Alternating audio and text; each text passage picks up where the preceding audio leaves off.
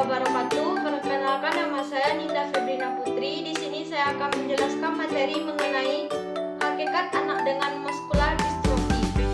Yang pertama, mengenai pengertian muscular dystrophy. Muscular dystrophy adalah suatu penyakit yang menyebabkan terjadinya kemunduran dan kelemahan otot lurik tanpa diketahui sebabnya, apakah saraf pusat atau saraf pipi. Penyakit ini merupakan suatu penyakit yang khas mengenai otot-otot. Muscular dystrophy ini jenis penyakit otot yang disebabkan oleh faktor keturunan dan mengakibatkan otot tidak berkembang karena mengalami kelumpuhan yang sifatnya progresif dan simetris. Orang-orang dengan MD memiliki permasalahan berupa kehilangan atau kesalahan informasi pada tingkat genetik yang mencegah terbentuknya protein untuk otot yang sehat. Lalu jenis-jenis muscular dystrophy. 1. Duchenne muscular dystrophy (DMD) adalah jenis paling umum dari muscular dystrophy. Insidensi penyakit ini masih jarang, yaitu hanya sebesar 1 dari 3.500 kelahiran bayi laki-laki, disebabkan oleh adanya masalah pada gen yang memproduksi protein dystrophin. Protein ini berfungsi menjaga sel-sel otot agar tetap pada bentuk dan kekuatan yang normal. Tanpa dystrophin, otot akan mengalami kerusakan dan orang tersebut perlahan akan mengalami kelemahan. DMD menyerang anak laki-laki, di mana gejala yang muncul umumnya dimulai pada usia 2-6 tahun. Pada usia 10 atau 12 tahun, kebanyakan anak-anak dengan DMD akan mulai bergantung pada kursi roda. Organ hati yang akan terganggu dan perlu konsultasi khusus dari spesialis jantung dan hati. Selain itu, orang-orang dengan DMD akan mengalami skoliosis, pembengkokan tulang belakang dan kekakuan sendi. 2. Becker muscular dystrophy (BMD). BMD menyerang anak laki-laki, tetapi gejala-gejalanya yang akan muncul belakangan dan berdampak lebih ringan.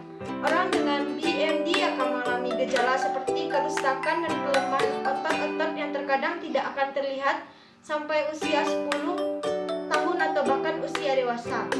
Mereka yang mengidap BMD akan memiliki masalah pernafasan, jantung, tulang, otot, dan sendi. 3. Ehlers-Danlos muscular dystrophy. Umumnya gejala ADMD baru muncul pada akhir masa kanak-kanak hingga awal masa remaja dan bahkan pada usia 25 tahun. ADMD merupakan bentuk lain dari MD yang mayoritas menyerang anak laki-laki. ADMD mempengaruhi otot-otot pada bahu, lengan atas, dan tulang kering. Hal ini seringkali menyebabkan masalah sendi, di mana sendi bisa jadi lebih kaku pada orang-orang dengan ADMD. 4. Limb-girdle muscular dystrophy menyerang anak laki-laki dan perempuan, melemahkan otot-otot bahu dan lengan atas serta pinggul dan paha. Gejala LGMD bisa terlihat pada usia awal anak kanak-kanak atau bahkan usia dewasa. LGMD memiliki perjalanan penyakit yang cukup lambat. Seiring waktu, orang dengan LGMD kemungkinan memerlukan kursi roda untuk beraktivitas. 5. Facioscapulohumeral muscular dystrophy dapat menyerang anak laki-laki dan perempuan yang umumnya muncul pada usia remaja atau dewasa awal. FSHD mempengaruhi otot-otot wajah dan bahu, terkadang juga dapat menyebabkan kelemahan pada tungkai bawah.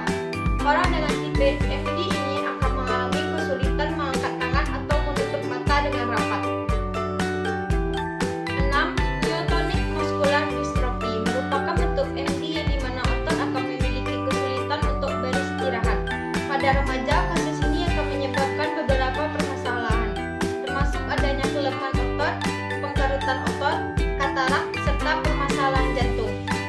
7. Congenital muscular dystrophy merupakan sebutan untuk semua tipe MD yang menunjukkan gejala pada bayi dan balita. Tetapi MD ini tidak selalu berdiagnosa begitu saja. Mirip dengan MD lainnya, CMD meliputi kelemahan otot dan tonus otot yang buruk, terjadi pada anak laki-laki dan perempuan. CMD ini dapat menunjukkan gejala yang berbeda-beda. Hal ini tergantung pada seberapa parah CMD mempengaruhi seseorang dan cepat lambat memperburuk kondisinya.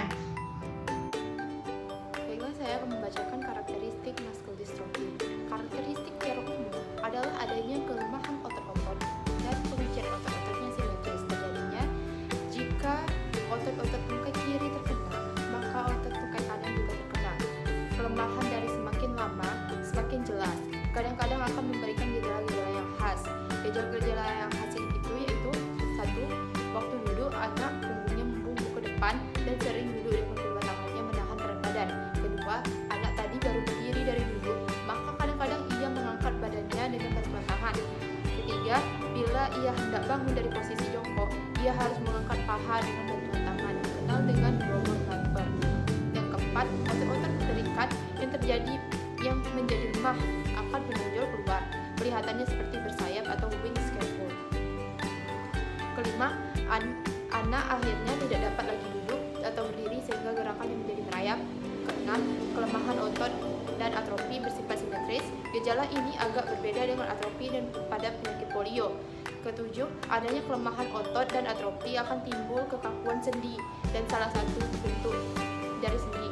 8. Kadang-kadang gejala muscular dystrophy ini akan berhenti pada kesempatan lain dan menimbulkan kematian. 9. Refleks akan melemah karena otot yang lemah. 10. Karena mengalami kerusakan otot-otot, anak muscular dystrophy tidak mengalami kelainan alat indera, rasa, penglihatan, pendengaran, pengucapan, dan penciuman. Demikian juga kecerdasan anak muscular dystrophy tidak mengalami gangguan. Faktor penyebab muscular dystrophy. Muscular dystrophy adalah kondisi terjadi akibat adanya mutasi atau perubahan pada gen. Mutasi ini dapat terjadi saat pembuahan atau pengembangan embrio. Mutasi gen menyebabkan muscular dystrophy ini adalah kondisi yang dapat diturunkan secara genetik. Kebanyakan mutasi gen tersebut diwariskan dalam keluarga karena termasuk penyakit genetik. Namun sebagian perubahan juga bisa terjadi secara spontan sejak penderita dalam kandungan sang ibu maupun memengaruhi sel telur dari sang ibu. Faktor penyebab muscular dystrophy sebagai berikut. 1. Keturunan atau herediter. Sifat herediter pada penyakit otot ini terkait dengan sel kelamin. Yang paling sering ditemukan adalah jenis resesif. 2. Kelainan sistem metabolisme selama anak dalam kandungan. Kelainan metabolisme mengakibatkan kelainan sistem jaringan otot dan persyarafan sehingga menyebabkan kelumpuhan yang bersifat simetris. Sekian materi